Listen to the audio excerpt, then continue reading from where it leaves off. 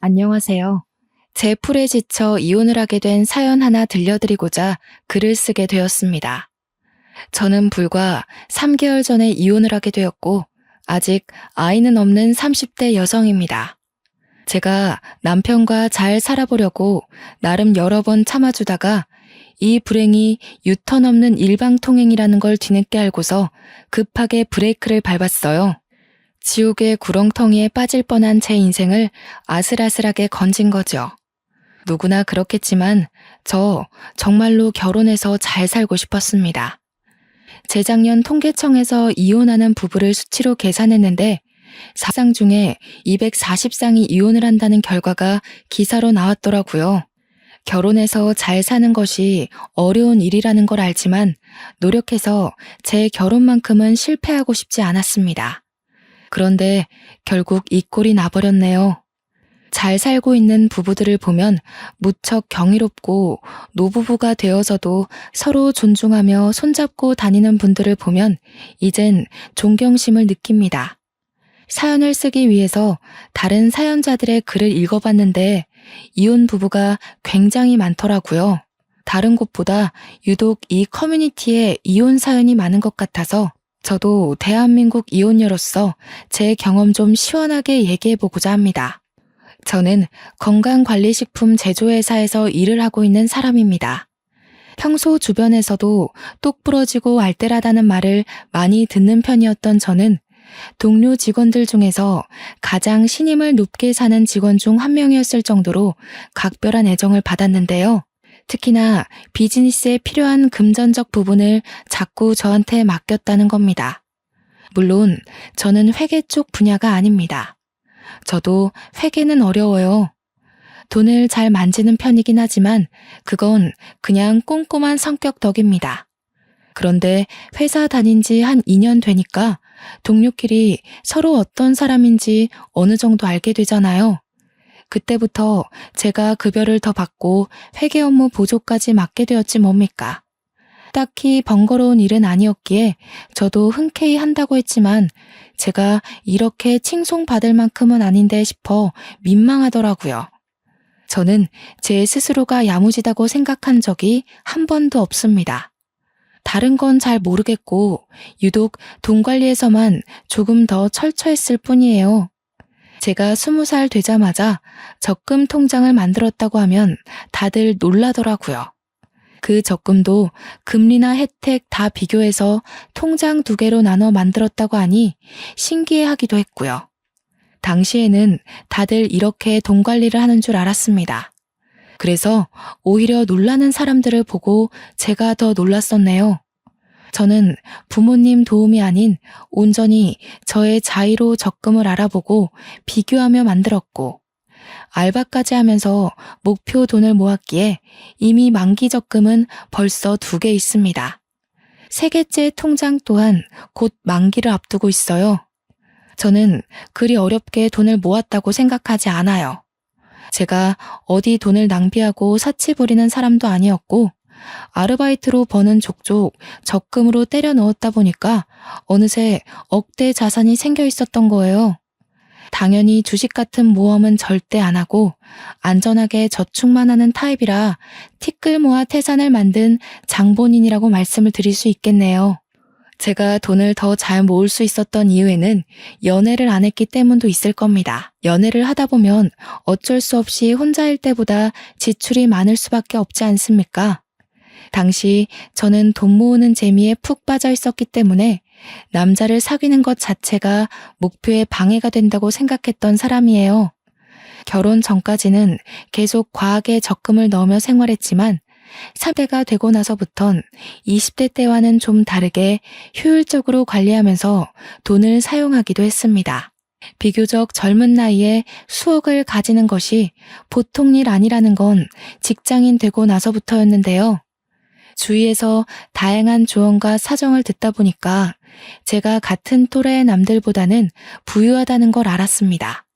이걸 마냥 가지고 있으려고 모은 건 아니라서 그때부터 집을 하나 사볼까, 부모님께 차 선물을 하나 해드릴까 고민을 하기 시작했습니다. 어떤 결정을 내리더라도 돈이 부족한 것이 아니었기 때문에 걱정이라든지 아깝다든지 하는 생각은 없었어요. 남들은 한참이나 멀게 바라보는 그 목표를 저는 언제든지 바로 읽어낼 수 있는 여건이 있던지라 그 짜릿한 느낌이 또 다르게 흥미롭더라고요. 그때까지만 해도 남자에 대한 관심은 계속 없었습니다. 돈을 왕창 모으고 그걸로 나만의 자산을 만들어내는 과정을 통해 색다른 즐거움을 알아버렸기 때문이었죠. 그런데 제게 직장 동료가 괜찮은 지인이 있다고 해서 소개를 해준다고 하는 거 아니겠어요? 저는 혼자서도 충분히 재미있는 인생을 살고 있었기 때문에 굳이 연애를 통해 제 인생에 낯선 사람을 끼워넣고 싶지 않았습니다. 정중하게 거절을 했더니 동료 직원이 저더러 그런 말을 하더군요. 지금이야 젊으니까 부모님이 내 자식 하면서 끼고 돌지. 나중에 부모님 나이 드시고 선옥 씨 시집갈 나이 되면 결혼 안 하고 있는 게 불효가 돼.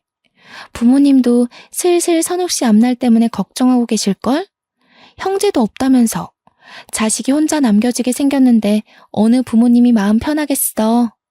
부모님의 생각을 들어본 건 아니지만 동료 직원의 말이 꽤 일리가 있더라고요. 그때부터 생각이 많아졌던 걸로 합니다. 부모님께서 내색은 안 했지만 동료 말대로 정말 제 앞날을 걱정하고 있다면 그거야말로 사춘기 소녀 때와 같은 맥락으로 속썩이는 것이 아닐까 싶었어요. 그래서 며칠을 고심한 끝에 저는 소개를 받아봤습니다. 어쩌면 첫 남자였지만 결혼으로 이어져도 나쁘지 않았던 게 만약 결혼을 한다면 오히려 제가 남자 쪽보다 더한 자금을 가지고 갈 수 있겠다 싶어서였죠. 꿀리고 시작하는 결혼은 싫었거든요. 당시 저는 결혼 배우자로 어떤 남성 타입이 좋은지 전혀 보는 눈이 없었습니다. 그저 착하고 마음이 넓은 남자가 좋겠다고 생각했던 것 같아요. 그런데 우습게도 제 눈에 남편이 딱 그렇더라고요. 소개받고 연인으로 발전하면서도 제게 늘 잘하고 착하고 우리 부모님께도 예의 바른 사람이었거든요. 그래서 확신을 갖고 좀 더 길게 만나봤는데 남편이 그때만 해도 참 괜찮은 사람이었습니다. 남편과 연애를 하면서 솔로일 때보다는 돈을 좀 쓰게 되었는데 딱히 상관없었어요. 이성과 함께하는 재미도 돈 모으는 것만큼이나 즐거운 일이었더라고요. 늦게나마 알아버려서 오히려 적당히 소비하는 게 좋았습니다. 그렇게 4년을 지내다 보니 저희는 자연스레 서로를 결혼 대상으로 바라보게 되었습니다. 남편도 다른 동료들처럼 제가 얼마나 돈 관리를 잘하고 있는지 아주 잘 알고 있었어요. 제가 경제 관리하는 걸 늘 옆에서 지켜보기도 했고 제가 또 남편에게 돈 관리하는 팁을 알려주기도 했거든요. 돈 얘기 나올 때마다 남편이 늘상 제게 했던 말이 있었는데요. 나는 세상에서 숫자로 머리 쓰는 게 제일 싫어. 우리 결혼하면 자기가 경제권을 다 가져. 나는 도무지 이런 거 신경 쓰면서 일 다닐 자신이 없다. 결혼을 약속하고 나서는 본격적으로 경제권을 제게 다 넘기려고 했습니다. 솔직히 내 주머니로 들어오는 돈을 남에게 맡기기가 쉽지 않잖아요. 아무리 남편과 제가 가족이 될 사이이고 부모로서 평생을 손잡고 걸어갈 약속을 했다고 하지만 요즘 부부끼리 절도 범죄까지 있단 말이죠. 그래서 그냥 장난삼아 하는 소리인 줄로만 알았습니다. 그런데 결혼을 하고 나서도 남편이 신혼집에서 한 번 더 경제권 얘기를 꺼내는 거 아니겠습니까? 심지어 이미 회사 급여까지 제 계좌로 돌렸다고 하더라고요. 난 용돈 받고 사는 삶이 편해. 한 달에 50만 원 정도면 충분할 것 같아. 원래도 자기랑 놀 때 말고는 돈을 잘 안 썼던 편이라서 나 혼자서 이만하면 적당해. 정말 괜찮겠어? 그냥 각자 관리하고 생활비만 공동 입금하는 게 낫지 않을까? 사람 일이란 게 언제 어디서 돈이 확 나갈지 모르잖아. 급한 일 생기면 50만 원으로 뭘 어떻게 해? 에이, 안 생겨. 반평생 큰돈 나갔던 적이 단 한순간도 없었어. 내 패턴 누구보다 내가 제일 잘 알고 그다음 자기도 나를 잘 알잖아. 괜찮다니깐. 남편은 흔쾌히 자기 급여와 부수적인 금전을 모조리 공개했고 정말로 용돈 50만 원으로 살기 시작했습니다. 당연히 차 유지비라든지 보험이라든지 그런 것은 빼고 오로지 한 달 용돈만 50만 원이었어요. 저는 부부간에 오해가 없도록 제 급여와 남편 급여를 계산하여 가계부를 쓰기 시작했습니다. 제 적금 통장은 있으니까 남편의 적금 통장만 따로 만들어서 그것도 제가 관리했어요. 부부 공동명의 통장을 하나 더 만들까 하다가 뭐든 공동으로 만들게 되면 소유권에 문제가 생길 수 있다는 말을 들은 적이 있어서 일찌감치 포기를 했네요. 저희는 정말 수월하게 신혼생활을 이어갔고 신혼집은 남편이 모아놓은 돈에 맞춰서 서로 딱 반반의 비용을 보태어 매매를 했습니다. 저와 남편은 둘 다 초창기부터 욕심 없어서 과하게 저지르지 않았기에 크게 허리 휘는 시작을 하진 않았어요. 그래서 돈이나 대출에 쫓기듯 급급하게 살지 않았고 오히려 여유가 있었기 때문에 신혼을 더없이 풍요롭게 누릴 수 있었습니다. 이렇게 저희 둘은 문제없이 잘 지내고 있었거든요. 그런데 어느 순간부터 주변에서 자꾸 입김이 들어오는 거 아니겠습니까? 저를 향한 조언이 아닌 바로 남편에게 하는 충고들이었습니다. 한날 남편이 남편 회사에서 일하는 동료 사원들을 데리고 집에 온 적이 있었는데요. 결혼 전에도 몇 번 만나서 안면을 텄기 때문에 어색한 사이는 아니었습니다. 다 같이 술 한잔을 하던 상황이었는데 어느 정도 술이 되니까 사람들이 돈 얘기에 비밀이 없어지는 겁니다. 술 마시기 전에는 분명 요즘은 부부 사이에서 여자가 경제권을 많이 관리하고 남자는 용돈 받는 식으로 대부분 그렇게 살더라면서 저희 부부의 경제관념에 찬사를 보냈거든요. 그런데 술이 들어가니까 사람들이 돌변하기 시작하는 거 아니겠어요? 에이, 재수씨. 아무리 그래도 그렇지 남자가 기가 죽는단 말이에요. 50만 원이 뭐예요? 남자라면 적어도 100만 원은 주머니에 꽂혀 있어야 밖에서 어깨 펴고 가장 노릇하는 겁니다. 이 녀석도 재수씨한테 혼날까봐 말 못한 거지 절대 50만 원으로 만족할 녀석이 아니에요. 술 취해서 깔깔 웃는 동료 직원의 말에 저는 고민을 했습니다. 기분이 나빴던 게 아니에요. 제가 남자에 대해 잘 모르니까 정말 남자의 경우 용돈이 적으면 기가 죽을 수도 있겠구나 싶더라고요. 남편이 정말 저한테 밉보일까봐 용돈 50으로 한 달 살이 충분하다고 거짓말을 한 거라면 제가 더 미안해지는 상황이었습니다. 그동안 말도 못하고 밖에서 적은 돈으로 쩔쩔맸을 거 아닙니까?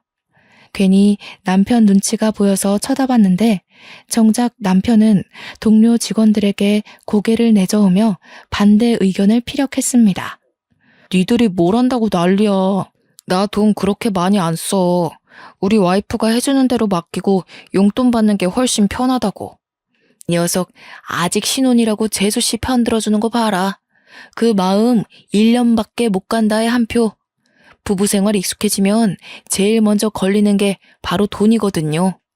내가 돈 관리했으면 신혼 1년도 못 보내고 파산났어. 와이프가 똑부러지게 맡아주니까 생활 요건이 너무 여유롭잖아. 니들이야말로 이러니까 매일 와이프한테 한 소리 듣는 거야. 돈 좀 작작 써라. 너 그러다가 재수씨한테 뒤통수 맞으면 어쩌려고. 혹시 알아? 재수씨가 초반에 신뢰를 엄청 줘놓고서 몰래 1, 2만 원씩 빼가고 있을지. 동료 직원들은 마치 제가 남편의 돈을 몰수해서 몰래 빼돌리고 있는 사람처럼 나쁘게 표현했습니다. 그것도 농담이라고 계속 깔깔대는데 듣다 보니 은근히 기분이 상하더라고요. 그럼에도 남편 체면 생각해서 감정 상한 거 끝까지 감추고 그들과 잘 어울려 놀았습니다. 그리고 그들이 귀가하자마자 저는 궁금했던 질문들을 서둘러 물어봤어요. 여보, 용돈 작아? 많이 부족한 거면 더 줄게. 우리가 어려운 형편도 아닌데 모자라서 불편하면 안 되지. 100만 원으로 맞춰주면 될까? 아니, 전혀 안 부족한데? 아, 아까 그 동료들 때문에 그러는구나. 신경 쓰지 마. 쟤네들도 와이프가 경제권을 갖고 있는데 얼마 전에 와이프들이 돈 빼돌리는 걸 적발했다더라고. 그것 때문에 나더러 조심하라고 하는 소리야. 근데 나는 조심할 게 뭐 있어. 당신이 월말마다 알아서 보여주는데. 난 당신 믿어. 남편은 경제권을 저한테 맡긴 것에 대해서 다행히 자존심을 상해하지 않았습니다. 혹시라도 남편이 불편해한다면 경제권을 다시 각자 관리하는 걸로 바꿀 생각이었는데 남편이 한사코 거절을 하는 바람에 그러진 못했어요. 저 또한 한편으론 안심이 되었습니다. 혹시라도 남편이 사실은 동료들 말처럼 힘들었다고 한다면 왠지 좀 속상할 것 같았거든요. 저한테 말도 안 하고 남들에게 제 흉을 봤다는 것일 테니까요. 언제나 그렇듯 저도 괜찮고 남편도 괜찮다는데 왜 이렇게 돈 얘기만 나오면 다들 제 남편을 못 잡아먹어서 안달인 걸까요? 남편 동료들로 모자라 저는 시모한테도 경제권 때문에 잔소리를 들어야 했습니다. 그래서 세학이 너가 돈을 관리한다고? 아무리 관리를 잘한다고 하더라도 그게 어디 완전하게 투명할 수가 있나? 요즘 세상이 많이 달라졌다지만 누가 돈을 여자가 관리한대? 그래도 큰 돈 만지는 건 아직까진 남자가 해야지. 너희들 좀 이상하게 살림을 한다. 시댁에서는 돈 관리를 시부가 하고 있었습니다. 그건 수익을 벌어오는 사람이 시부밖에 없으니까 그렇구나 하고 이해할 수 있는 거죠. 그런데 시모가 자꾸 저더러 다음 달부터 남편한테 경제권을 넘기라는 거 아니겠습니까? 그것도 돈 관리 철저한 시부 앞에선 제게 잔소리 못하면서 시부가 자리만 비우면 저를 불러 몰래 면박을 주었어요. 어머님, 저희 정말 투명하게 공개해요. 제가 정리한 가계부 남편이 늘 챙겨보고 있고요. 걱정 마세요. 반개월을 살았는데 아직 살림엔 지장이 없는걸요. 가계부야. 일부러 틀리게 쓸 수도 있는 거니까 모르는 일이지. 딴일하는 남자가 50만 원으로 뭘 하겠니? 그렇잖아도 용돈은 올리려고요. 남편은 50이 괜찮다고 하는데 아무래도 주위 시선이 안 좋네요. 용돈 다 못 쓴다고 하더라도 그냥 가지고 있는 게 좋겠어. 사람들 말대로 무슨 일이 있을지 모르는 거니까. 아이고 답답하게도 한다. 그렇게 쥐꼬리만큼 찔끔찔끔 올렸다 내렸다 하지 말고 그냥 내 아들한테 넘기라니까. 우리 아들도 워낙 세심하고 꼼꼼해서 그런 거 잘해. 그날따라 시모가 너무 강력하게 주장하는 바람에 제가 이대로 계속 받아쳤다간 말씨름만 하게 될 것 같더라고요. 할 수 없이 한 발 물러난 저는 남편한테 시모 말대로 한번 도맡아 해보라고 했습니다. 그랬더니 시모의 표정이 순식간에 밝아지더군요. 남편한테 경제권이 넘어가는 걸로 이미 확정을 짓고서 이런저런 조언까지 하기 시작했습니다. 자기 아들이라고 어떻게든 치켜 세워주려고 하는 건 알겠는데 시모의 그런 속보이는 모습이 좀 보기 거북하더라고요. 그러나 그렇게 신이 났던 시모의 기분이 단 1분도 지나지 않아 다시 심오해졌는데요. 남편이 또 한 번 경제권 받는 걸 거절해버렸기 때문이었습니다. 싫어, 귀찮아. 다들 왜 자꾸 했던 말 계속하게 하는지 모르겠네. 우리 집은 와이프가 똑똑하니까 알아서 잘 돌아가고 있잖아. 잘하는 사람이 해야 살림도 피는 거지. 괜히 내가 했다가 쫄딱 망하면 어쩔 거야? 아우 싫어. 어머 얘 봐라. 아직도 세상 물정을 모르네. 새아기가 경제권을 준다잖아. 네 아빠를 보고 자랐으면 알 거 아냐. 남자가 돈을 쥐고 있어야 미래가 안정되는 거야.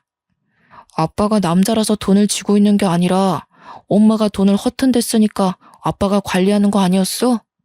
저번에 아빠가 그렇게 말하는 거 들었는데. 저는 그 자리에서 남편의 눈치 없는 발언 때문에 웃음을 참느라 애를 썼어요. 시모가 평소 웬만한 고집이 아닌데 자기 아들은 잘 못 이기더라고요. 아마 남편이 눈치 없이 직설적인 멘트를 잘 날리는 사람이라서 그렇지 않나 싶습니다. 하도 주위에서 뭐라 그러니까 저도 정말 남편한테 경제권을 맡겨볼까 했었거든요. 그런데 당사자가 저리 싫다고 발악하니 어떡합니까? 제가 어디 한두 번 물어봤겠어요? 이미 수십 번을 물었지만 남편 대답은 늘 거절로 한결같았는걸요. 그렇다고 포기할 시무가 아니더라고요. 경제권이 넘어갈랑 말랑하고 있으니까 시모도 애가 탔나 봅니다. 결국 시모한테 등짝을 맞은 뒤에야 남편은 경제권을 넘겨받는 것에 수긍했어요. 저야 뭐 괜찮았습니다. 어차피 저희는 부부이고 저희 집에 들어오는 돈이 어떻게 돌아가는지 이미 파악했잖아요. 남편한테 넘겨주더라도 어느 정도 제가 모르는 부분은 없겠다 싶었거든요. 저는 주말에 하루 날 잡아서 남편한테 경제권을 인수인계를 해주었습니다. 나름 쉽고 간단하게 이것저것 설명을 해줬는데 남편이 금세 골머리 아파하더라고요. 마치 이제 셈을 배우기 시작한 초등학생이 수업 시간에 엎드려버리는 모양새와 같았습니다. 나 도저히 안 되겠어. 당신 내가 얼마나 숫자 싫어하는지 알지? 누누이 말해줬었잖아. 그거 진짜 괜히 하는 소리 아니야. 나 학창 시절에도 수학을 제일 못했어. 제가 봐도 남편이 너무 버거워하는 것 같았어요. 그럼에도 불구하고 저는 남편이 미치려고 하는 걸 잘 어르고 달래서 웬만하면 넘겨주려고 했습니다. 어머님이 당신 이런 거 소질 있다고 그랬잖아. 수학이랑 동계산은 좀 다른 개념이야. 성급하게 생각하지 말고 차차 이해해보자. 내가 다시 설명해줄게. 아, 진짜 못해. 엄마가 괜히 당신이 내 돈까지 들고 있으니까 심술 부리는 거야. 우리 엄마 돈 욕심 많은 것 때문에 아빠가 관리하는 이유도 있단 말이야. 아마 내가 경제권 들게 되면 엄마가 간섭할걸? 난 엄마 게임에 안 넘어갈 자신이 없어. 절대 못해. 시모가 남편을 두고 세심하고 꼼꼼하다고 표현을 했지만 사실 저는 남편이랑 연애하면서 딱히 남편이 돈을 효율적으로 관리한다는 느낌을 못 받았습니다. 제가 연애 때 돈 관리 팁을 많이 가르쳐줬다고 했잖아요. 가볍게 알려줬던 그 소소한 팁들도 남편은 별로 습득하질 못했어요. 그래서 이렇게 괴로워하는 것도 충분히 이해가 되었죠. 할 수 없이 제가 다시 경제권을 도맡게 되었는데요. 시모에게 이 사실을 말씀드린다면 제가 경제권을 넘기기 싫어서 남편을 기죽였다고 생각할 텐데 이건 이것대로 또 걱정이었습니다. 남편이 시댁에 알아서 잘 설명하겠다고 했는데도 그렇게 썩 위로는 안 되더군요. 남편이 말한다고 시모 성격에 바로 굽신거릴 게 아니란 걸 아니까요. 저희 부부는 잠깐의 휘몰아쳤던 돌풍을 지나고 다시 고요한 일상을 보내고 있었습니다. 그러던 어느 날 용돈 100만 원으로 올려주겠다던 제 제안을 항상 거절해왔던 남편이 홀라당 돈을 다 써버린 적이 있었는데요. 바로 교통사고가 났기 때문이었습니다.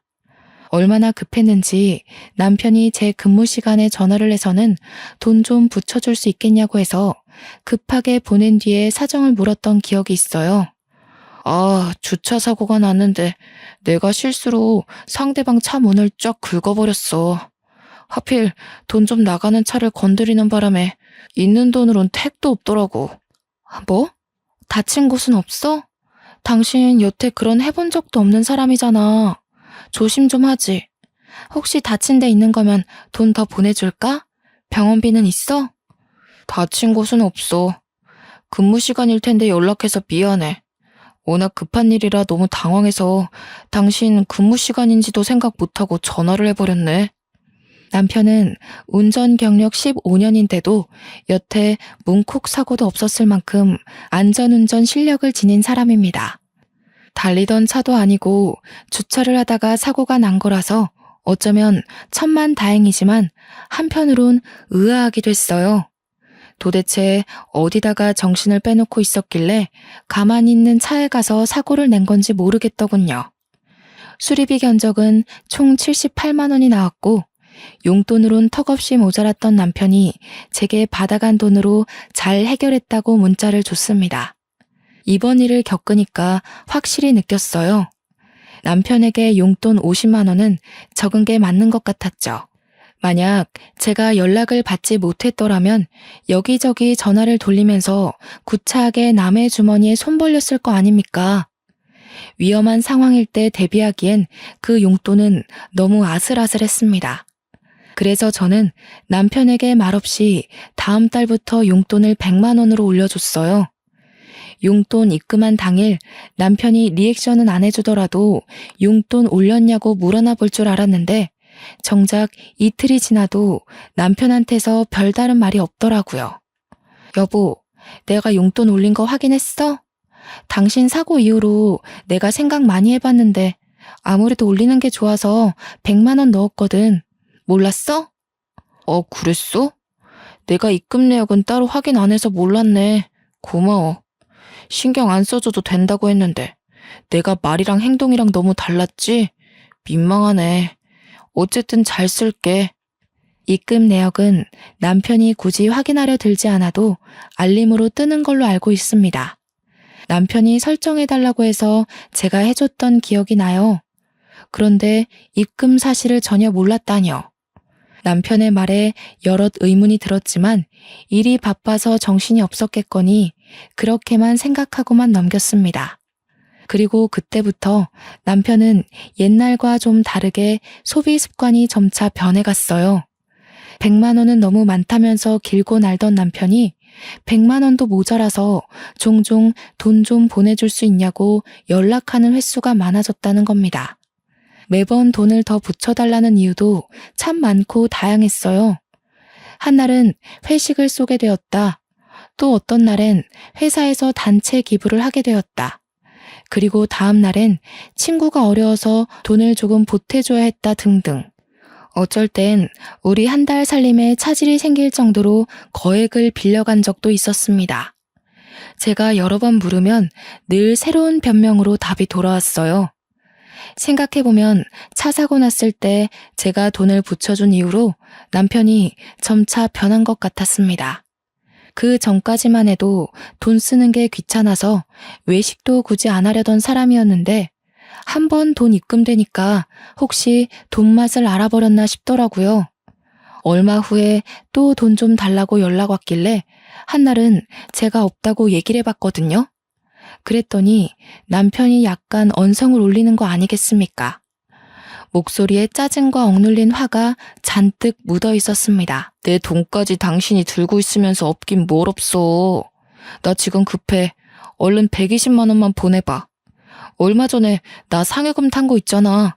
그거랑 합쳐서 주면 되겠네. 여보, 당신 벌써 이번 달에 용돈만 2번을 받아갔어.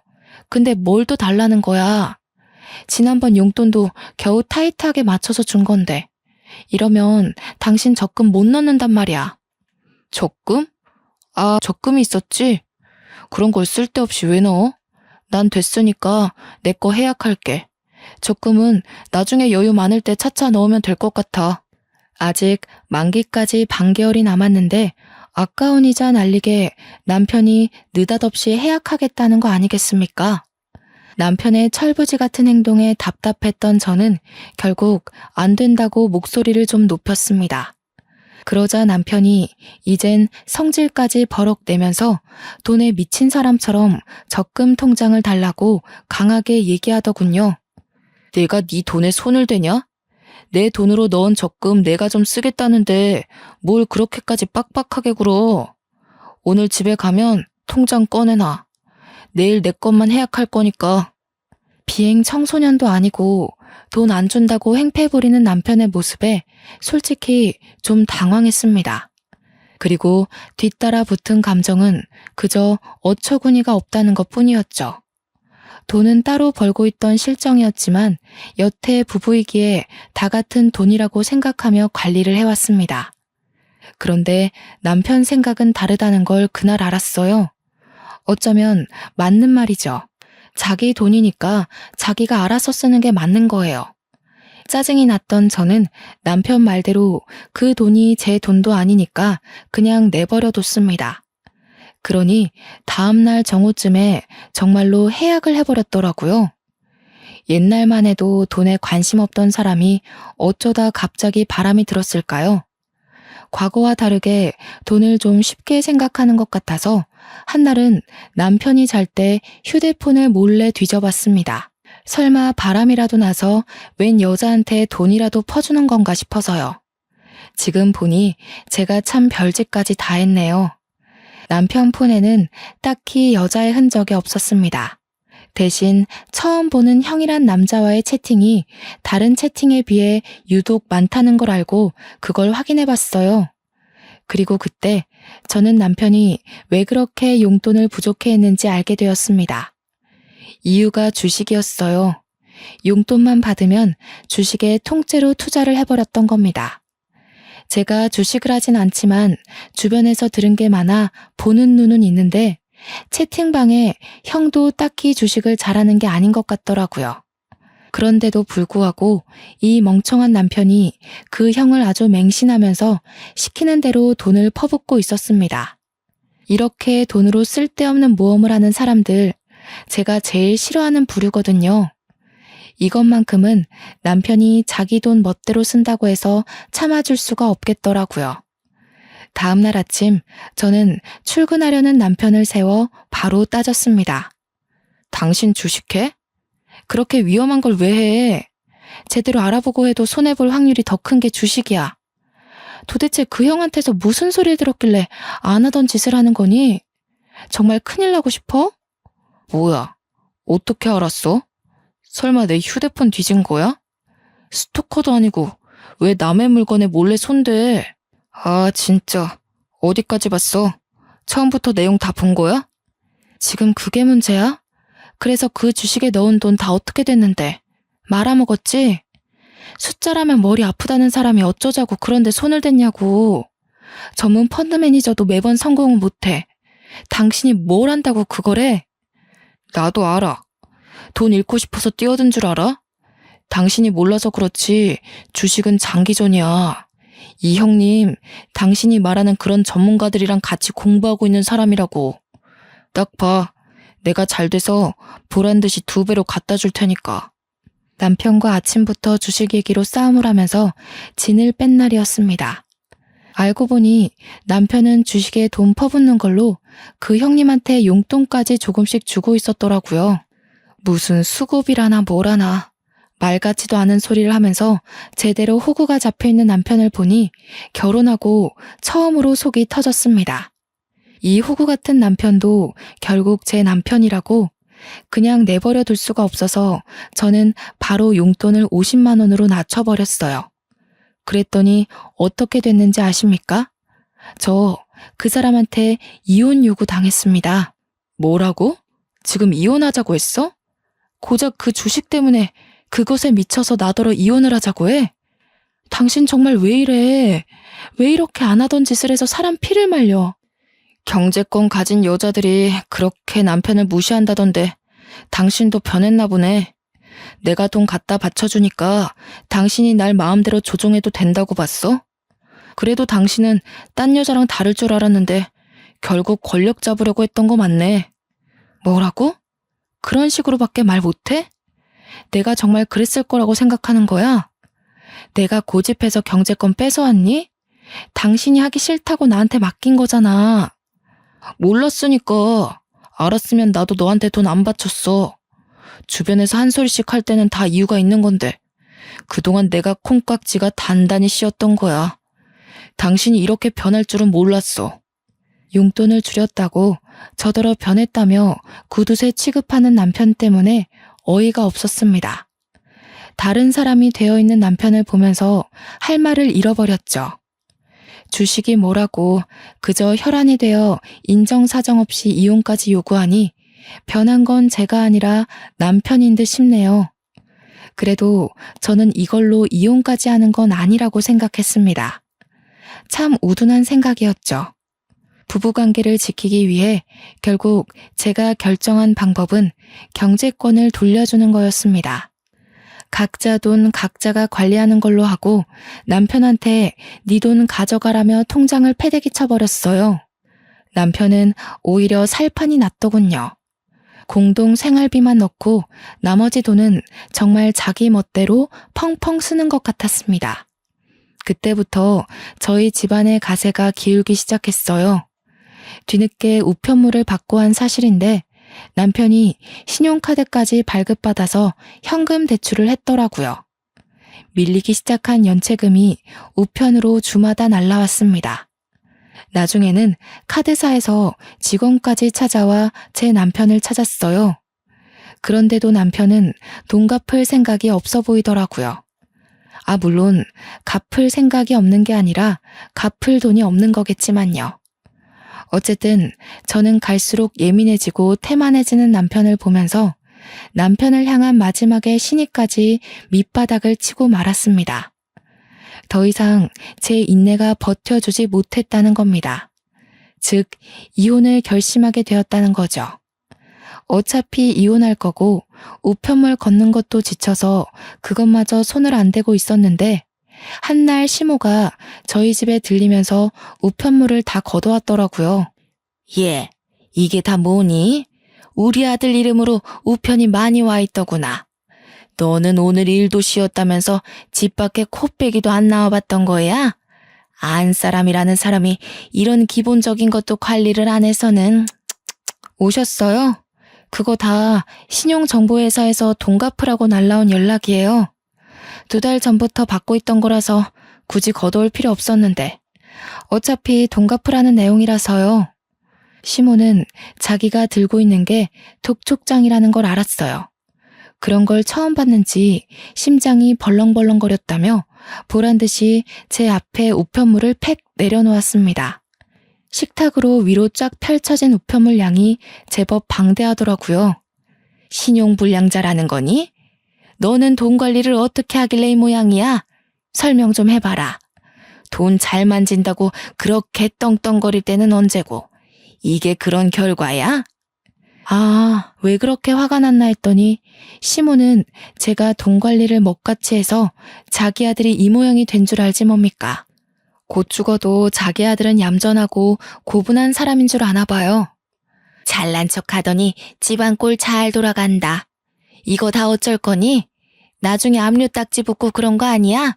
그럼 월급도 싹 다 몰수당하고 그러지 않아? 아직 그 정도는 아니고요.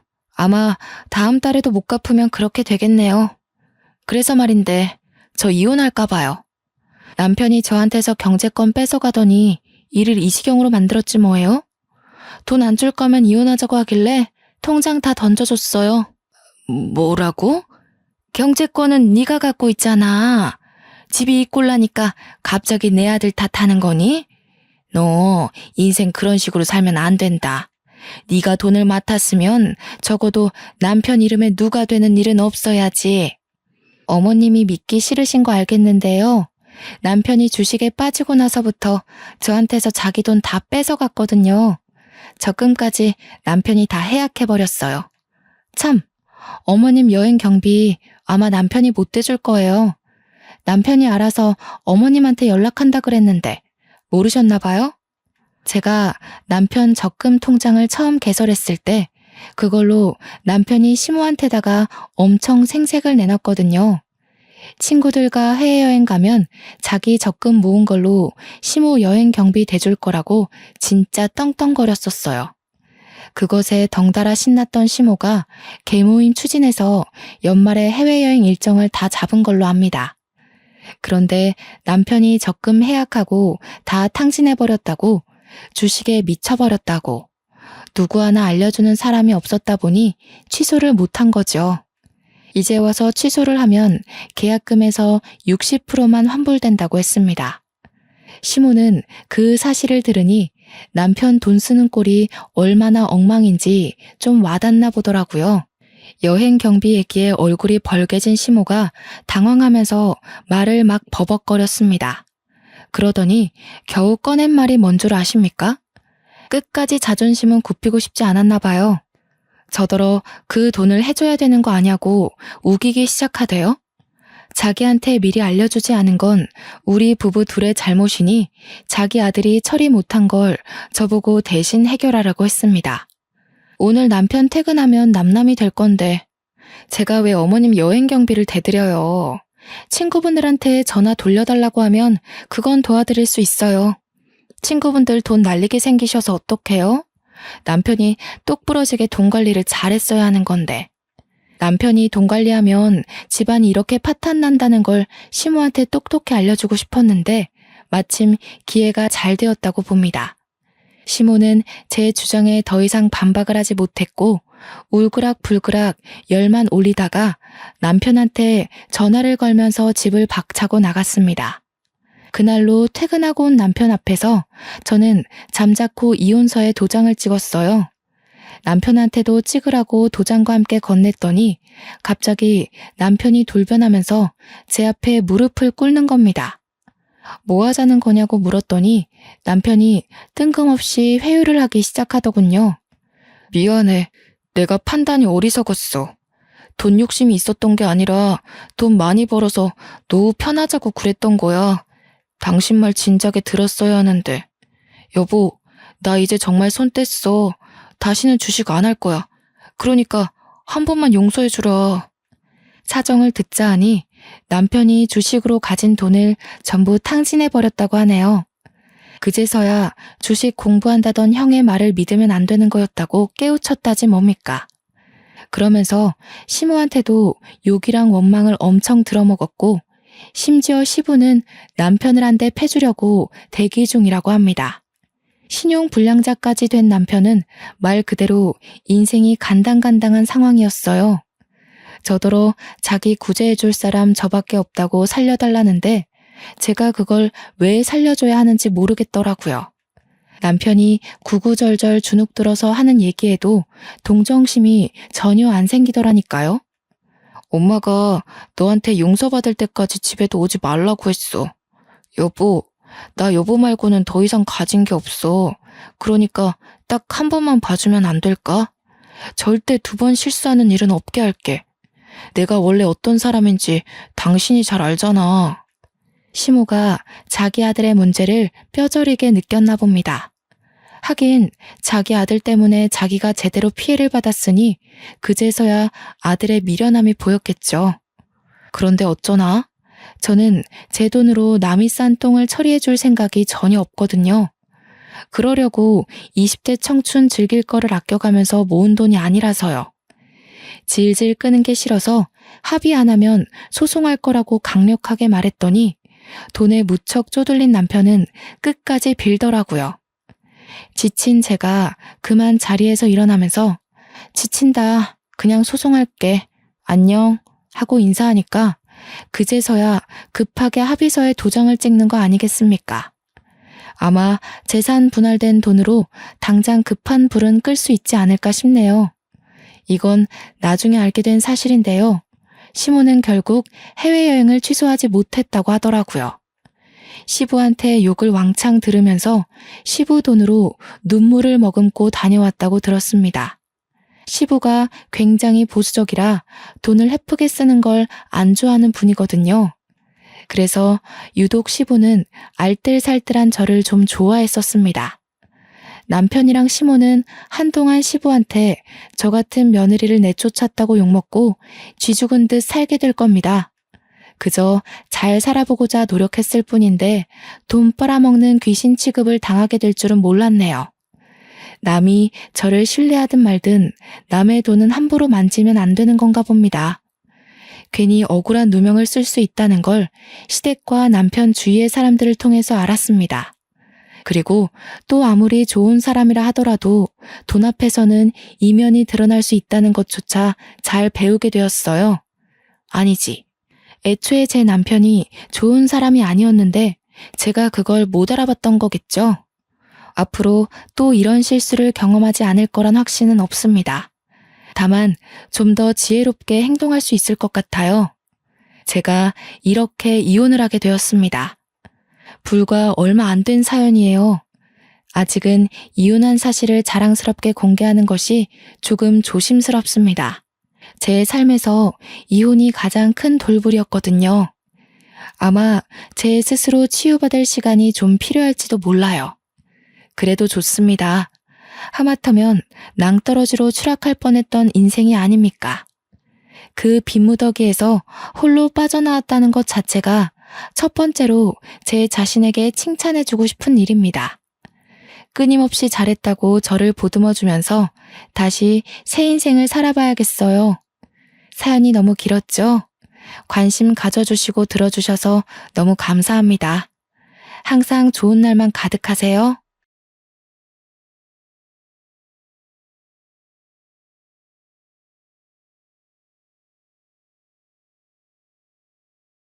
안녕하세요. 저는 시댁의 막내 아들에게 시집을 간 한 아이의 엄마입니다. 이제 막 나이 60을 바라보고 있죠. 제가 이곳을 찾은 이유는요. 어쩌면 평범할지도 모르나 경험할 때마다 가슴 아픈 사연을 가지고 있기 때문입니다. 특별한 경험이나 기적 같았던 좋은 일을 풀어내려 왔다면 참 좋았을 것을 이렇게 시작부터 암울한 기운으로 글을 쓰는 게 아쉽네요. 물론 지난 일이고 현재는 더없이 소중한 사람들과 행복한 나날들을 즐기고 있어서 홀로 그렇게 치유를 받는 중입니다. 그럼에도 불구하고 아픔이 있었던 구간 또한 저의 삶이었고 똑똑히 기억나는 한 일부가 아니겠습니까? 그래서 과거의 상처를 완벽히 잊는다기보단 조금 더 포용적인 마음으로 받아들이고 인정하는 게 맞지 않나 싶습니다. 제 이야기를 사랑하기 때문에 많은 이들에게 들려드리려고 찾아왔고 또 사연을 들려드림으로써 저는 그날의 일을 제대로 뉘우쳐보고 앞으로의 미래를 그려나가 볼까 합니다. 사연을 들어주시는 동안 청취자분들의 귀가 즐겁길 바라며 제 이야기를 들려드리겠습니다. 제 남편 집은 증조부 때부터 지방에 위치한 화훼단지에서 원예 농원을 운영하는 사람이었습니다. 그 농원은 대대로 물려져 시댁 쪽 남자 형제들에게만 애물단지처럼 전해진 건데요. 남편은 이남 일녀의 막내였는데 형님은 여자라는 이유로 아주버님은 일찍 돌아가시는 바람에 우리 남편이 농원을 물려받게 된 겁니다. 남편이 딱히 꿈이 있던 사람은 아니었습니다. 그럼에도 어쩔 수 없이 떠맡게 된 그 농원이 자기의 앞길을 막는다며 그렇게 툴툴거렸어요. 그러면서도 대대로 내려온 가보이다 보니까 차마 내치진 못했습니다. 워낙 얼굴 모르는 조상에서부터 전해져 내려온 거라 천벌받기라도 할까봐 겁이 났던 건지 그 정도의 배짱은 없었나 봅니다. 남편을 만나기 전 저는 이런 말로 표현하기 민망하지만 온실 속 화초처럼 자랐습니다. 가족들의 전적인 과잉보호 아래 취업을 하기 전까지 아무것도 모르는 순수 소녀로 컸죠. 내 입으로 말하기 뻘쭘한 소문이 하나 있는데 주위에서 저만 보면 사람들이 예쁘다고 연예인이냐며 물을 정도 외모가 수려한 편이었습니다. 이건 엄마를 닮았기 때문인 것 같아요. 엄마가 저처럼 어릴 때부터 이웃들의 눈독에 시달며 살았다고 했거든요. 그랬다 보니까 제게는 연애의 기회도 결혼의 기회도 굉장히 흔하고 많았습니다. 결혼하기 전부터 인기가 많았으니까요. 그런데도 불구하고 저는 모태솔로였습니다. 제가 과잉보호를 받은 몸이라고 했잖아요. 친정에서도 자매들 중 엄마를 유독 많이 닮은 저를 귀하게 키워서 특히 친언니가 저에게 접근하는 남자들을 모조리 쳐냈습니다. 친언니는 거의 제 보디가드 수준이었어요. 언니가 나중에 다 커서 말해줬는데 학창시절에는 저를 보러 온 남학생들 관리하느라 상상을 초월할 만큼 바빴다고 하더라고요. 저는 몰랐고 모를 수밖에 없었습니다. 언니가 늘 저 몰래 그랬을 테니까요. 그러다 언니가 결혼을 하면서 친정에서 나가게 되었고 저도 또한 취업 때문에 독립을 시작하면서 제게는 더 이상 이성적 교류를 통제하는 선은 사라지게 되었습니다. 그렇게 제 앞에 경계가 사라지고 제일 먼저 만나게 된 남자가 바로 우리 남편입니다. 남편은 당시에 취업은 하지 않은 몸이었고 시부모가 농원 운영하는 걸 도우며 친구들과 놀러 다니길 좋아했던 사람이었습니다.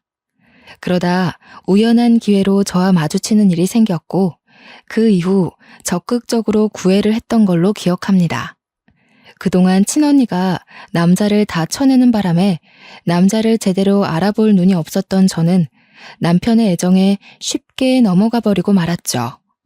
특히 남편의 어느 부분에서 결혼을 결심하게 되었냐면 바로 친정엄마가 뇌경색으로 돌아가시게 되었을 때입니다. 힘들어하는 제 옆에서 저를 든든하게 지켜준 사람이 다른 가족도 아닌 남편이었거든요. 아빠는 진작에 돌아가셔서 안 계셨고 다른 가족들은 전부 지방에 있었기에 엄마를 최대한 빨리 모실 수 있던 건 저뿐이었습니다. 그런데 제가 너무 늦게 엄마를 발견한 거죠.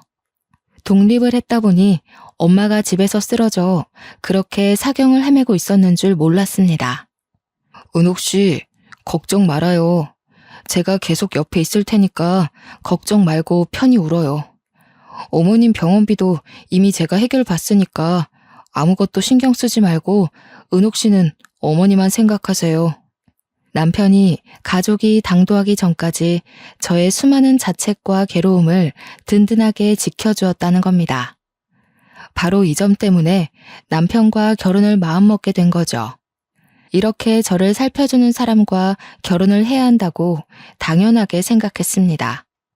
더 만나보지 않더라도 당시에 제 부모님을 이보다 더 신경 써줄 남자가 앞으로 없을 것 같다고 확신했거든요. 남편과 결혼을 하고 나서부터 저는 제 직장을 포기하고 남편과 같이 시부모 농원을 물려받았습니다. 저는 오히려 원래 하던 일보다 식물을 키우는 일에 더 재밌어서 만족스러웠어요. 남편의 것이 곧 제 것이기도 하기에 잘 키워서 더 번성하도록 만들고 싶었습니다.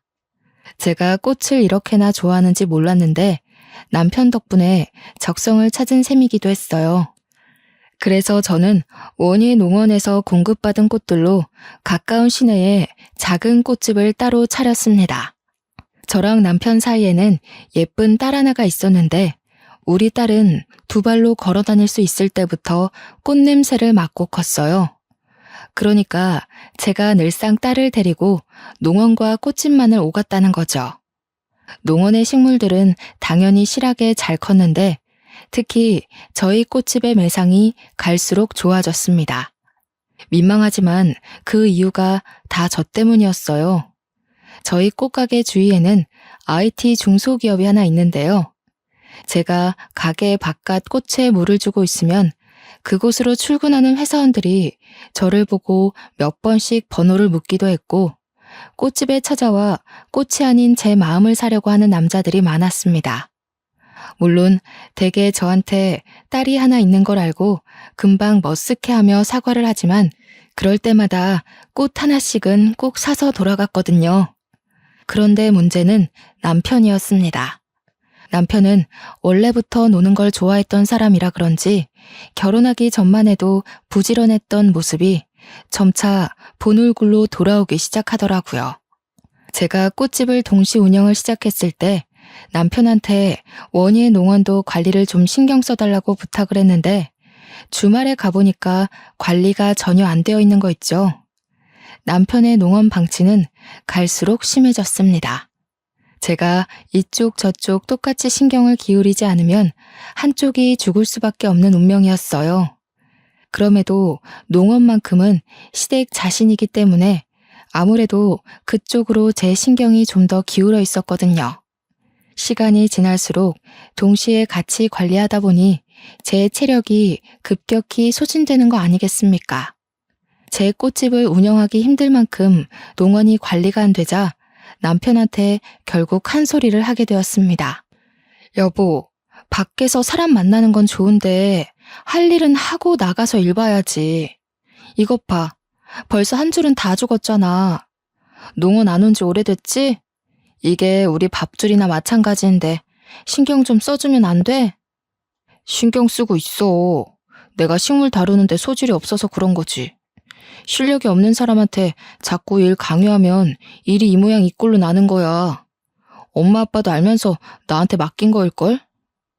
놀기만 좋아하고 돈은 계속 필요했던 남편은 끝내 제 꽃집에서까지 현금을 빼가며 매상의 심각성을 전혀 자각하지 못했습니다. 그래서 좀 당해보라고 저녁 반찬들을 대폭 줄여버렸어요. 아니나 다를까 남편이 반찬 상태가 뭐 이러냐면서 투덜대더라고요. 말했잖아. 우리 밥줄 간당간당하다고. 농원 관리가 안 되는데 무슨 돈으로 고기 반찬을 올려? 다른 곳에 쓸 돈 많아서 반찬은 한두 개만 만들기로 했어. 남편은 그날 뒤로 식사마저 집에서 잘 하지 않았습니다. 바깥에서 먹고 오더라고요. 한 푼이 아깝고 생계가 흔들리기 시작한 시점에서 외식이라니. 저는 결국 철부지 남편을 설득하길 포기하고 꽃집은 낮에 일찍 문을 닫고 농원은 밤에 일하며 홀로 고군분투했습니다. 남편이 같이 일을 좀 도와주면 수월할 텐데 저는 하다하다 더는 체력 고갈로 일이 너무 힘들어서 결국 사람까지 뽑아 농원에 힘을 쏟았습니다. 남편은 그걸 보고도 코웃음만 치더군요. 혼자서 잘할 수 있겠는데 뭘 돈까지 쏟아붓냐고. 그럴 돈 있으면 자기 달라고 하는 거 아니겠습니까? 무시했지만 역시 사람을 쓰더라도 애까지 있는 입장에서 양쪽을 혼자 관리하는 건 너무 버거운 일이더라고요. 저는 3달 만에 단념하고 원희의 농원만이라도 살리기 위해 꽃집은 접었습니다. 다른 남자들은 제가 유부녀인데도 관심을 주면서 만나고 싶어 하는데 남편은 정작 저한테 관심이 차차 사라졌어요. 남편의 본색을 몰랐을 땐 사람이 변했다고 생각했습니다. 결혼 전만 해도 제게 누구보다 슈퍼맨이었던 남자인데 어떻게 결혼하자마자 태도가 달라질 수 있는 건지. 같은 사람이 맞나 싶을 정도로 저는 남편의 본색을 몰랐죠. 하지만 그 본색을 알기까지 그리 오래 걸리지는 않았습니다. 시부모가 남편을 대하는 태도도 그렇고 한 번씩 남편 때문에 꽃집을 찾아왔던 남편 친구들을 보니 남편이 한량이라는 게 눈치가 채지더군요.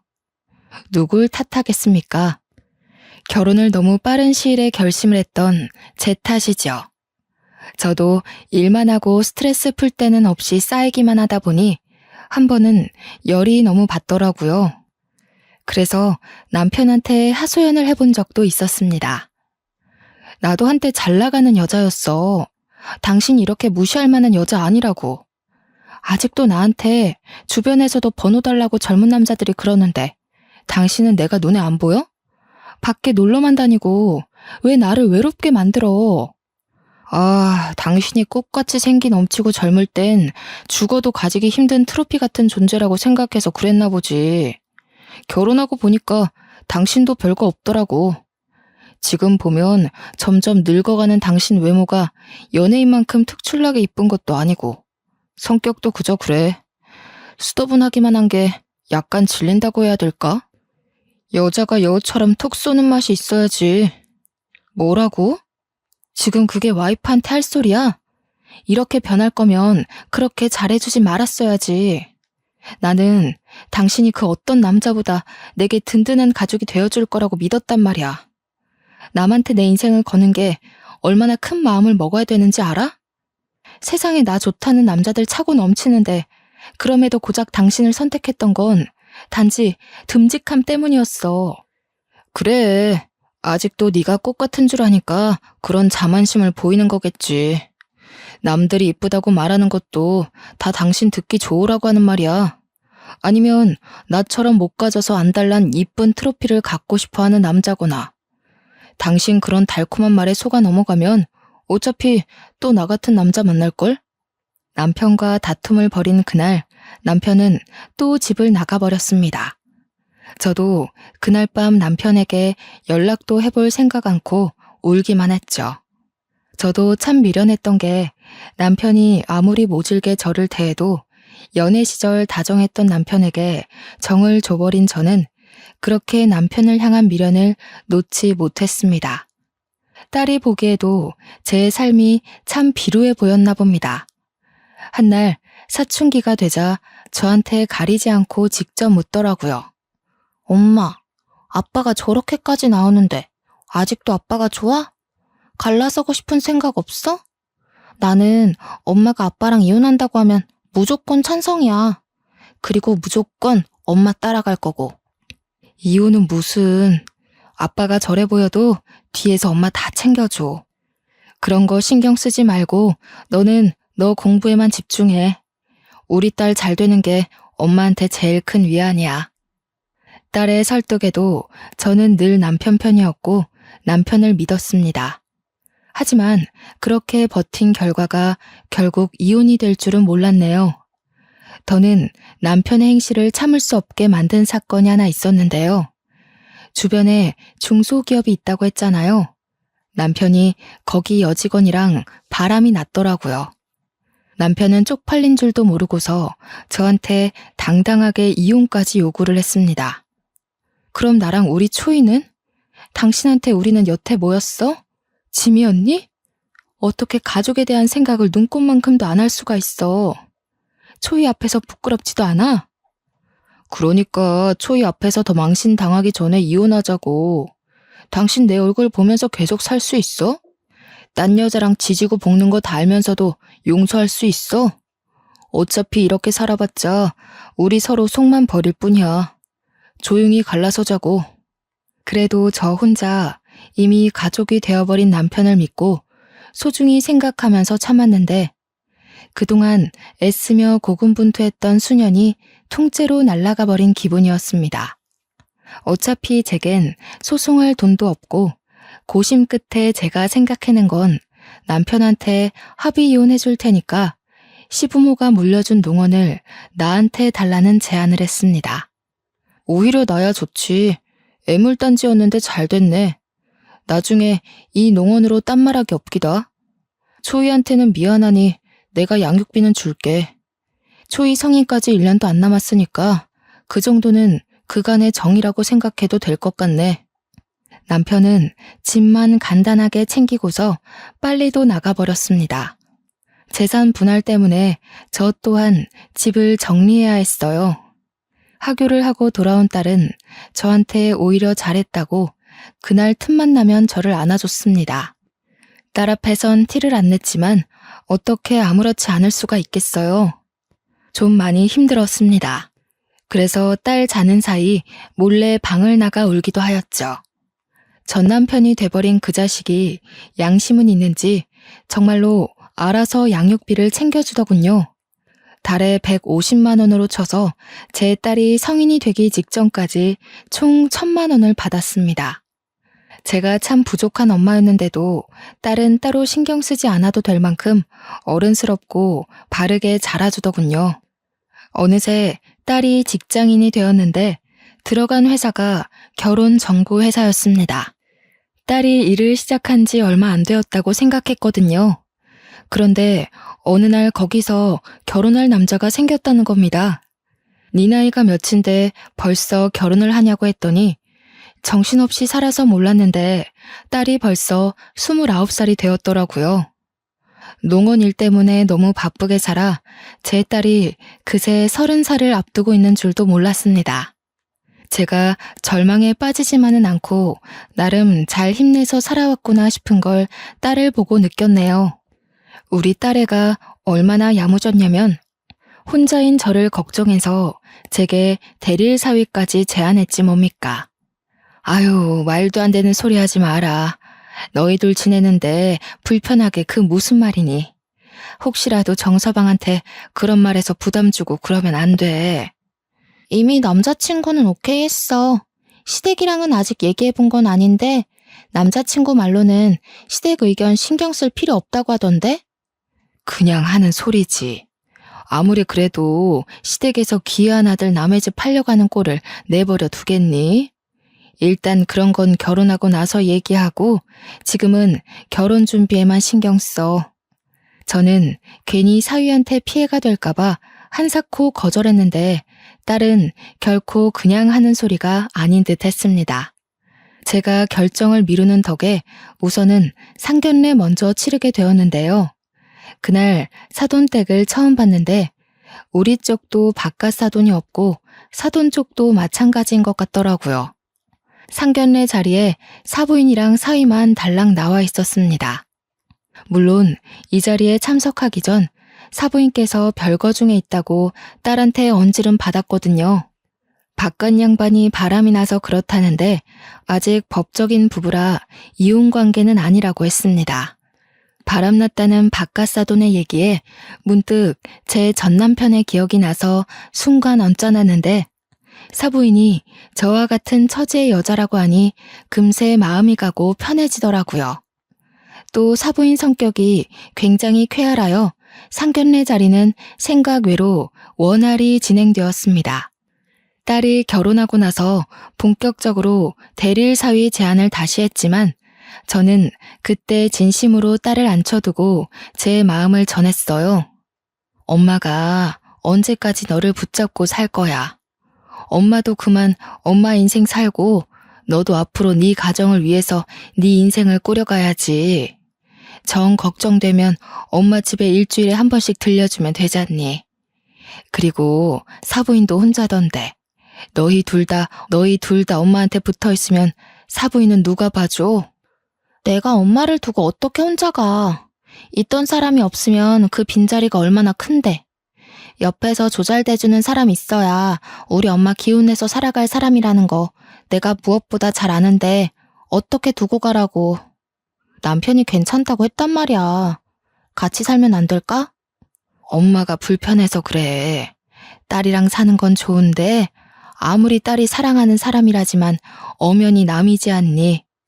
마냥 아들 같다는 마음으로 24시간을 함께하는 건 좀 부담이 되네. 딸은 그제서야 제 제안에 납득을 하였습니다.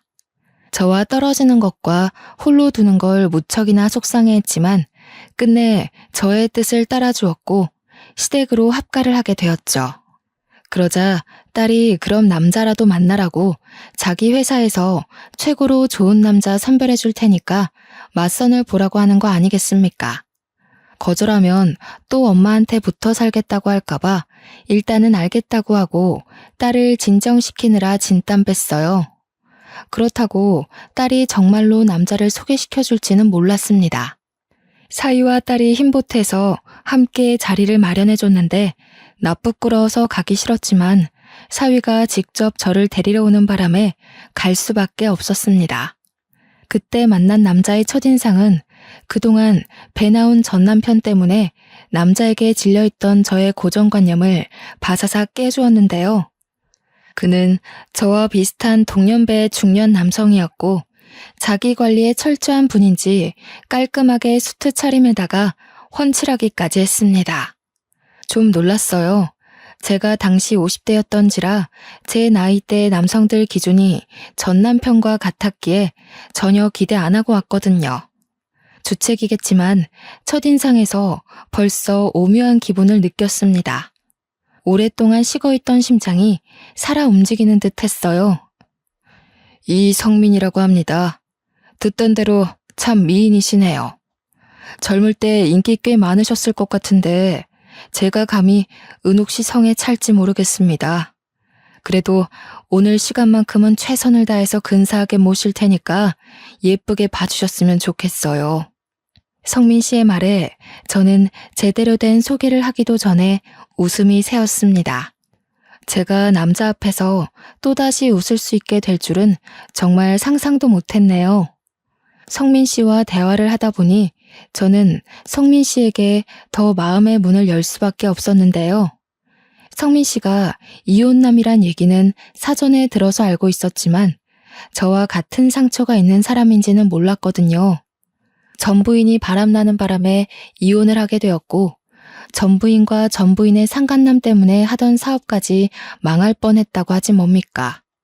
나름대로 성민 씨는 그때가 꽤 큰 상처일 텐데 초면에 저한테 고백해준 그 용기가 저는 참 마음에 들었습니다.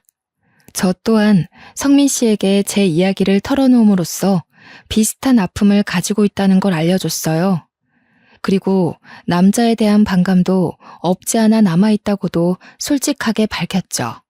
배우자가 불륜으로 상처를 줬다면 당연히 새로운 인연에 반감이 생길 수밖에 없다는 거 이해합니다. 하지만 꼭 말씀드리고 싶어요. 이 넓은 세상에 모든 남자가 다 악질적인 사람은 아니라는 걸요. 제가 그걸 꼭 은옥 씨한테 증명해 보이고 싶습니다. 분명히 성민 씨는 전 남편과 같이 제게 달콤한 말을 해준 게 맞습니다. 이쯤에서 하필 전 남편이 경고했던 나를 꼬시기 위해 접근하는 남자일지 모른다는 말이 떠오르더군요. 그럼에도 제가 남자를 한 번 더 믿어보게 된 건 전 남편과 다른 점을 하나 발견했기 때문이었어요. 저한테는 전 부인이 첫 여자였어요. 결혼 생활 한 1년 했는데 그 여자가 결혼 전만 해도 참 조신한 사람이었거든요. 그런데 결혼하고 나니 돌변하더라고요. 알고 보니 저와 결혼해서 돈 타먹으려고 접근한 거였지 뭐예요. 저와 닮아도 너무 닮은 상처를 가지고 있었기 때문에 성민 씨가 내민 손을 제가 잡았던 것 같습니다. 저희는 서로 낙오된 상처를 보듬어 주느라 시간 가는 줄 모르고 얘기를 했어요. 같은 아픔을 가졌다는 것 외에도 공통점이 너무 많더라고요. 전 남편이랑은 생활 습관부터 소비 습관 등등 같은 게 하나도 없었는데 이런 남자도 세상에 있을 수 있구나 싶은 생각이 들었습니다. 그게 마음이 잘 통한다는 시그널인 줄도 모르고 저희는 만남을 길게 지속해 갔고 결국 성민 씨에게 청혼을 받게 되었죠. 제 인생 두 번째 남자였습니다. 성민 씨가 너무 괜찮은 사람이란 걸 알고 있고 만남을 이어온 지 4년이 되어도 한결같다는 거 압니다. 그러나 이미 전 남편한테 대인 것이 있기 때문에 또 같은 실수를 반복하는 꼴이 될까봐 선뜻 청혼에 응하기가 망설여지더군요. 그게 너무 표정으로 드러났나 봐요. 제 마음을 눈치챈 성민 씨는 제가 준비될 때까지 재촉하지 않고 1년을 더 기다려 주었습니다. 성민 씨의 일관된 마음 덕분에 저 또한 성민 씨에 대한 확신을 얻고 재혼을 결정하게 되었네요. 저희 기쁜 소식과 함께 딸에게도 기쁜 소식이 들려왔는데요. 바로 딸이 임신을 했다는 거 아니겠습니까? 너무너무 축하하지만 금세 걱정이 되더라고요. 눈에 넣어도 안 아플 딸이 앞으로 산모로서 감내해야 할 힘든 시간을 보내야 한다는 생각에 마음이 안 좋았습니다. 그때도 성민 씨가 제게 큰 의지가 되어 주었어요. 항상 제 기분을 빠르게 눈치채주던 성민 씨는 이미 사업으로 한 자리 크게 하고 있는 사람이라서 돈이 많았는데 제가 근심이 큰 걸 알고 딸에게 각종 좋은 한약이나 산모에게 필요한 영양제 등 관리를 대신 신경 써주더라고요. 딸도 자기가 저한테 맺어준 남자였기 때문인지 성민 씨를 새아빠로 받아들이는 건 금방이었습니다. 제가 봐도 둘은 어색함 없이 부녀 관계로 잘 적응해가고 있었어요. 성민 씨 때문에 하루하루 제가 얼마나 소중한 여자인지 느끼며 결혼 생활을 했습니다. 전과는 비교도 안 될 만큼 행복한 삶이었죠. 그러나 또 너무 건강하기만 하면 작은 돌부리에 걸려 넘어져도 크게 아프지 않습니까? 아니나 다를까 전 남편 때문에 고생했던 저의 인생도 조금씩 피고 있는 건가 싶던 시기에 심장 철렁할 불행이 닥쳐왔는데요. 그건 바로 딸의 전화로 시작되었습니다. 엄마, 어머님이 아무래도 남자 생겼나 봐. 애한테 자꾸 여자는 남자한테 대우받고 살아야 된다면서 이상한 소리를 하는 거 있지? 그것 때문에 요즘 미치겠어. 잠깐 애를 두고 주방에서 일도 못 봐.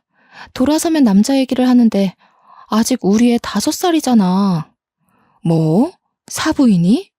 어머나, 아무리 그래도 애 앞에서 할 말 못할 말도 구분 못하고 그게 뭔 소리라니. 확실한 거야? 너가 잘못 들은 거 아니고? 내가 뭐하러 이런 헛소리를 지어내겠어? 어머님이 웬 남자랑 통화하면서 하는 소리도 들었다니까? 아마 그 남자랑 새살림 차릴 생각인 것 같더라고. 오늘 우리한테 소개시켜준다고 저녁에 시댁으로 데리러 올 거래. 아버님이랑은 확실히 이혼할 거고. 사부인을 본 건 상견례 이후로 한 번도 없었습니다. 제게 사부인은 그저 쾌활한 사람이었고 또 바깥 사돈이 바람펴서 별거를 했다길래 사부인도 저처럼 상처 때문에 슬프게만 지내고 있을 거라 생각했어요. 그런데 새살림이라니.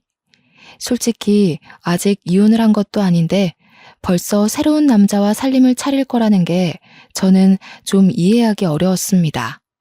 그리고 그날 저녁 딸에게서 온 전화는 저를 사부인 댁까지 찾아가게 만들었죠.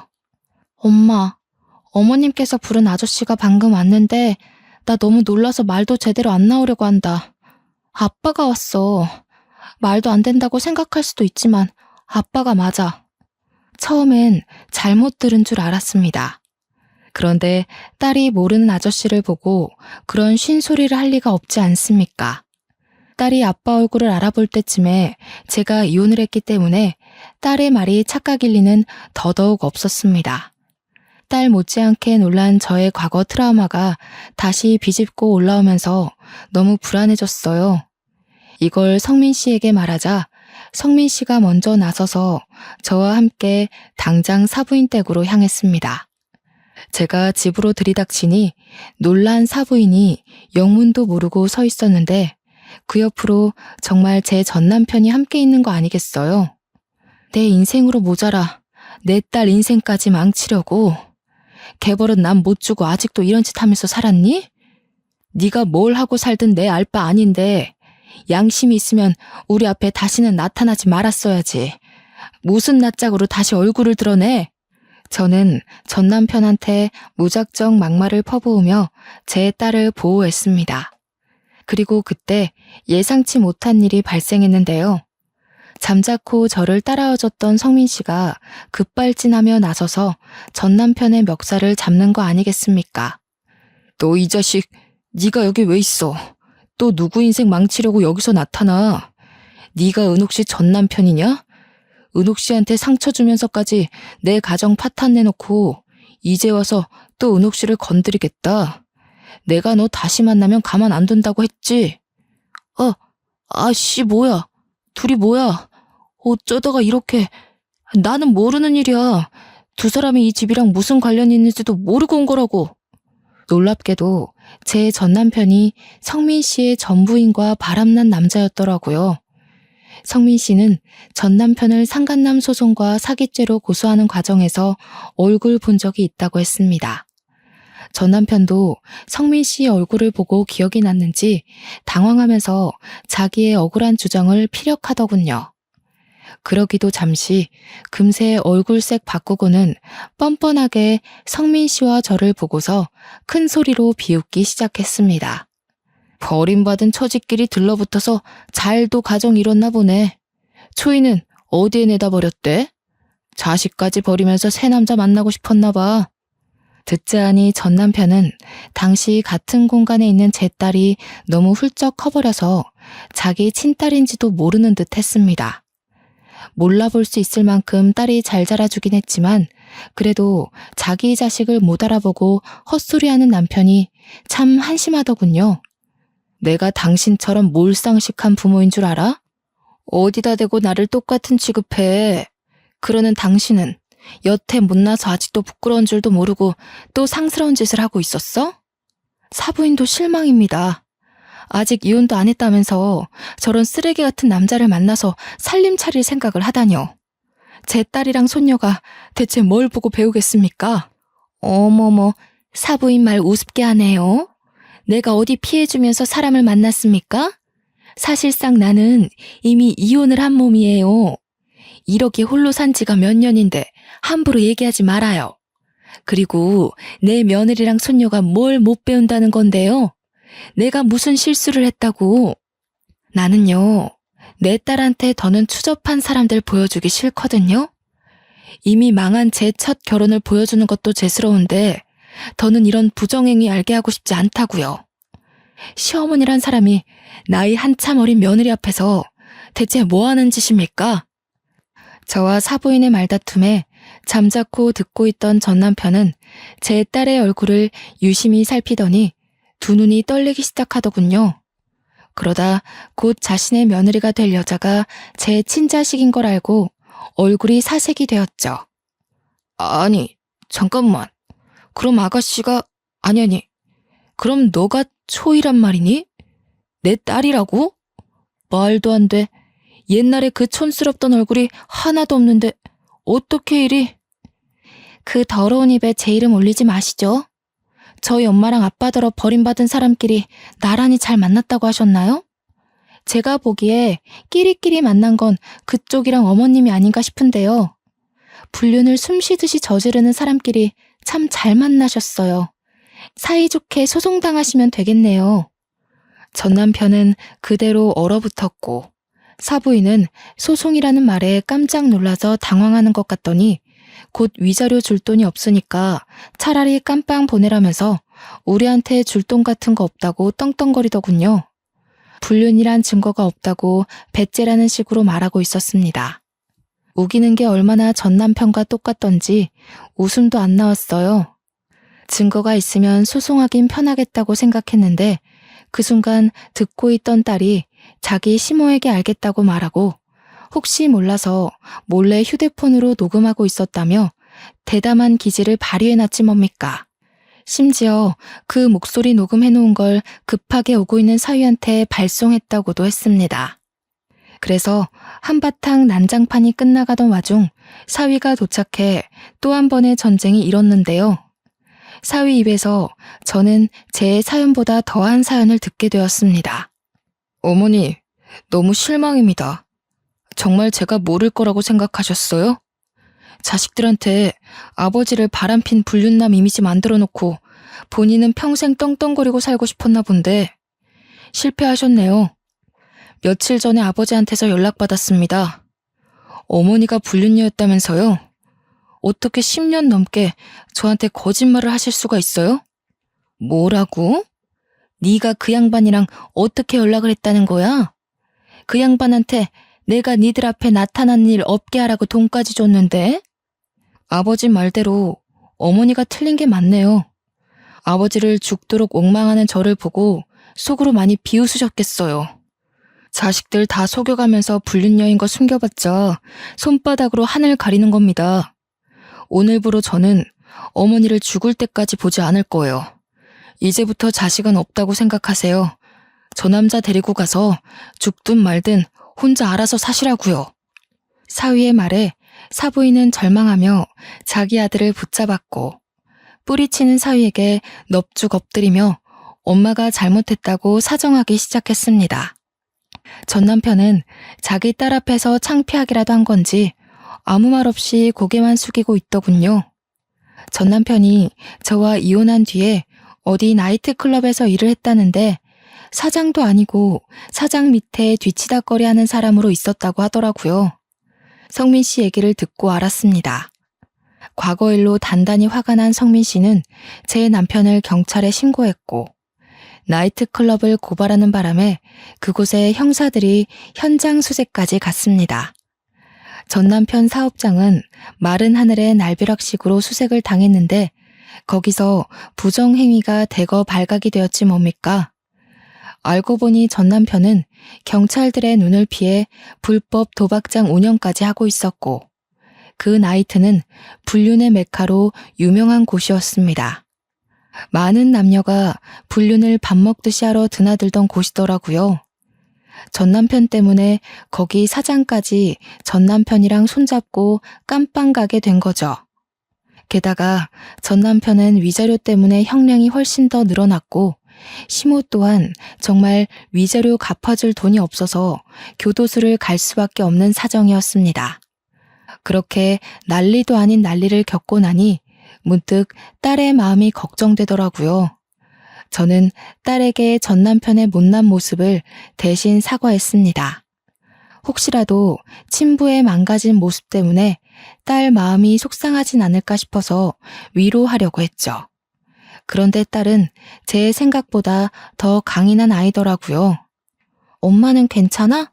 나는 피 섞였다고 무조건 아빠로 모셔야 된다고 생각 안 해. 진작에 친부 같은 거 잊은 지 오래야. 그리고 내가 친부를 기억하면 새아빠 입장에서 얼마나 속상하겠어. 나는 지금 엄마 옆을 지켜주는 아빠가 더 중요해. 개버릇 못 고치는 그런 아저씨 말고.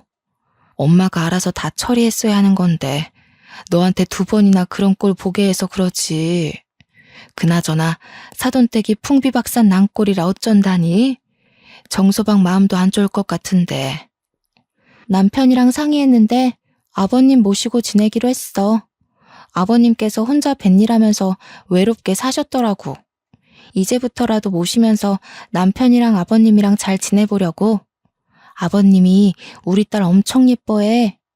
뱃일하면서 버신 돈으로 계속 애 장난감 사준다니깐. 어머나, 좋은 분 같아서 정말 다행이다.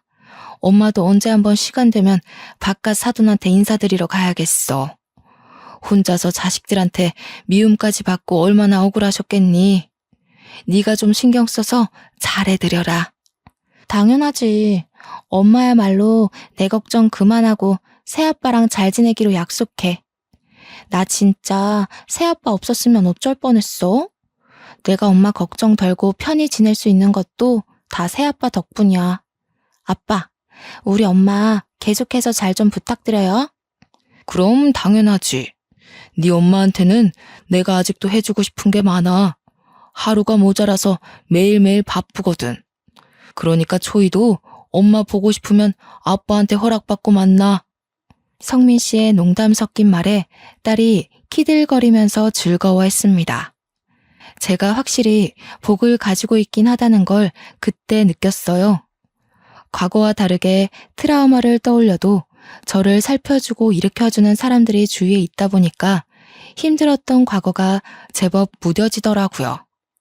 물론 기억이 흐릿해지는 건 아니었습니다. 그래도 제 얼굴에 웃음이 진다는 정말 많은 발전이에요.